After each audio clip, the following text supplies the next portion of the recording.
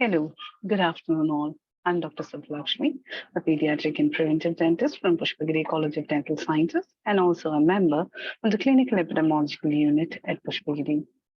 And today I'm going to be talking to you about reference management software and how to do a review of literature and how to search for literature.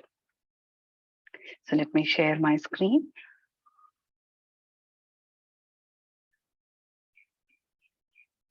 And my apologies for not being present in person. It's because of some health issues that I'm not able to join you today. So basically, I'm going to give you a simplified way of searching for research, right? So what are the objectives? At the end of this 1 hour session, you'll be able to identify the steps in performing a review of literature, know the different sources of information for literature searching, know how to utilize mesh terms, filters, booleans, and truncations. You would also know how to use the citation manager. The one that we're going to be talking about today is Zotero, right? So what is literature review? Literature review is a process of compiling and appraising relevant search literature available on a particular topic, and it provides context for new research, right? So why do you need to do a review of literature? Basically, it provides an overview of the knowledge which is available. It helps you to identify relevant theories, probably for your methodology, and also in identifying gaps in existing research. Why do one for my thesis or my dissertation? It basically demonstrates your familiarity with the topic and the scholarly context of it. It'll help you develop a theoretical framework and methodology for your research. Also, it clearly positions yourself in relation to other researchers who are there, and it shows how your dissertation will address a gap or contribute to a debate which is already there. So what are the steps in literature review? You define a research topic, identify the type of questions, identify the sources to be searched, use keywords and concept maps, think on the scope of research and restrictions, reading strategies for the searched information, and organizing searched information. Of this lecture is basically going to be helping you to identify what are the different sources, how to get the information that you require out of these sources, and how to store them, right? So why do we need to search for literature? Because that is the first thing that we will do, right? How and why do I need to search for literature? Why? Because we know if I have to arrive at a question, if I have to refine my question, if I have to define my question, for all these things, you need to have a background of your literature, right? What is there and what is already being found out, what is not being found out, we need to know all these things. So what are the different literature that, where all am I going to find literature for my search? It can be indexed or gray literature, it can be different databases. So we'll go through those things. And how am I, what are the different ways by which I can do the literature search, right? So let's start with what are the types of literature. Basically, we can look at 3 types of literatures. One is your bibliographic databases, the other is your index databases, and your gray literature. Right, you've already gone through an article or a journal where you've looked at certain publications which are there. So, or a conference proceeding, because I think that's one of the best areas for us to get a lot of information or references regarding what we want to read. There may be some notifications, gazetted publications which are there by the government, which will have policy documents. All these will form your bibliographic databases. Indexed, as all of us know, is basically our articles which are there in the journal, in most of the journals. And gray literature is what my senior passed on to me, or what you've heard notes, you've heard commercials, sometimes not a peer-reviewed or not an index journal, but in a journal. All these things can also come under gray literature. And when we want to look at indexed information or indexed data, what are we looking at? We are looking at the databases. Basically, the main data when it comes to databases, when it comes to the health sciences field, is our Pubmed, Ovid, Cochrane, Scopus, and Web of Science. These would be the databases from which we would be able to get good literature for our searches. I'm very sure that all of us are a little aware of what each one of these are, and we'll talk about PubMed in detail in a minute, right? And how can I search for literature? There are different ways by which I can search. I can do a citation search. I already have read an article. At the end of the article, there are 3 other articles which are given. So I just need to copy that citation and I can search for it. I can search for a journal. For example, I know that I'm doing a study on public health, something which is of relevance to the community. So I can pull out a journal of public health, and then there's most likely that I can search in that journal. I can look at the contents in that journal to pull out articles which would suit my study. The other way of doing a search is the keyword search. There are 1 or 2 keywords which will be pertinent to the study that we are doing. These keywords we may be able to search, and then we would get good results. Basically, it involves using specific words which different electronic databases will use to search, and it will generate a list of sources that utilize these uh, words, right? So we'll start with, I'm going to talk about 3 different search engines today. First is Google in very short, Google Scholar, and the PubMed in detail, right? Google, what is the important thing about Google is, as all of you know, it is probably the most used search engine. All of us at every point of time are, for anything and everything, whether it is index literature, whether it is common sense, for everything we use Google. So even for medical literature or for literature for our research or review, we could use Google. All right. So today the topic that I have picked up, as I have said, I'm a pediatric dentist. So if I say dental pain in children and loss of school days, Google within a matter of a few less than a second has come up with so many articles, right?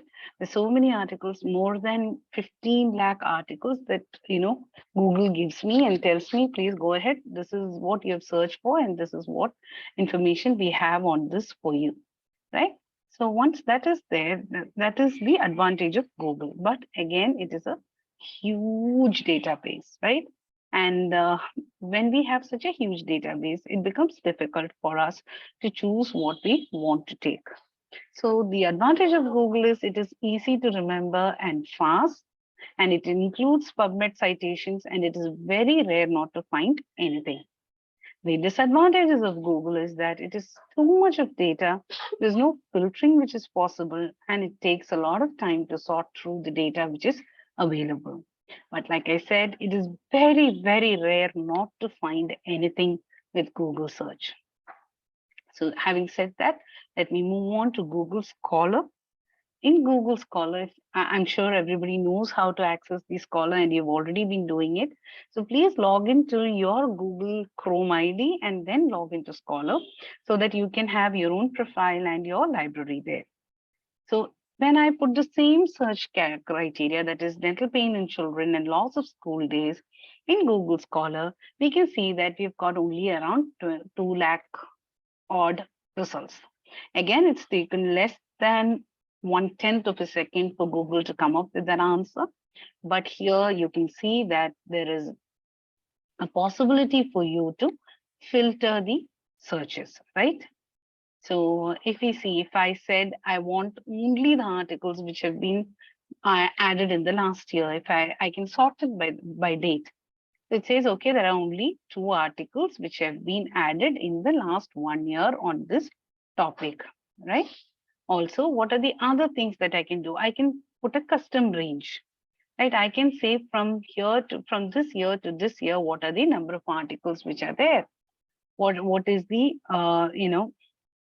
again, see now I have come from 2 lakh, I have come down to 19,000 articles, correct? And then let's also look at what is the next thing. I can save an article to my library. What do I need to do? if there is a small star which is present just below the article. Those are the different tools which are available to us when, I'll just use the pointer. Yeah. So can you see this star? This is what we use when we are using to save it to our library. And these are the different tools which are available to us when we are using Google Scholar. This is a feature which we wouldn't have in the Google, right? So now when I look at my library, it says that article which I have chosen, which I had marked the star, is already saved to my library here, right? So what is the next thing that we can do? We can also create an alert for the article. We can also create different versions. We can use it for citation. So if I choose on that inverted comma, which is there here, that will help me to create a citation for this article. Again, there are different methods by which the citation can be saved. There are the different schools of citation which is there. Usually we'll stick on to Harvard or Vancouver, both of this which are there in Google also. Right? So, and another thing, another very good way of searching or extending your search in Google Scholar is what is called as related articles. When we click on a particular article and click on related articles, all the articles which they have used in the bibliography of this article and related articles will show up. This is again another wonderful way by which you can extend your search and try to get more information when we want. The next feature that Google has is all versions. What are the versions of this particular article which is there? If you see the same article which we have been searching right now has 4 or 5 different versions which are available. There are 15 results which are there. So it might be as like if see I have an article, I have saved that article, it's published in one journal. Probably I published another part of it is in another journal, right? So it will show up both. Then again, somewhere in my profile page on it is there. Again, that will show up as another version of this article. Again, so you can pull out all the versions of this article so that I know that okay, 15 of my article, 15 versions of this is present, which will again help you to refine your search, right? So when it comes to Google Scholar, what are the things to do? Number one, create a login in Google Scholar so that you can log in. Try your favorites and citations and search, saving your searches in it. Related searches is a very good feature which is there in Google Scholar, and versions is a unique feature which is there only in Google Scholar, right? Having said that, let's move on to our primary focus of this lecture, that is how to use Pubmed for your searches. I'm sure all of us have been hearing these terms.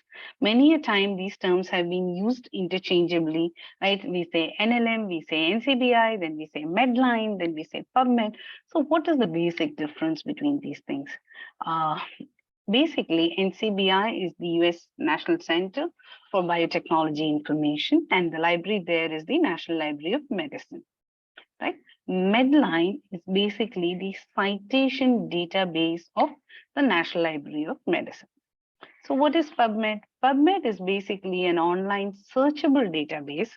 Basically, it uses most of the Medline database and few other citations.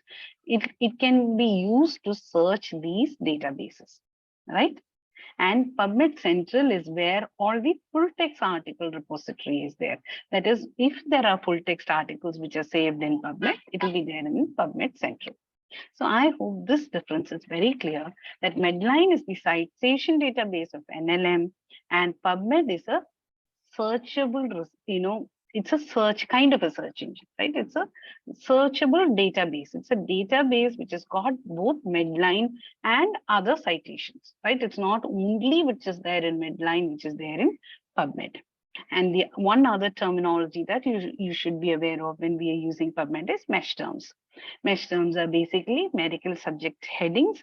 We'll talk about them in detail in the coming slides.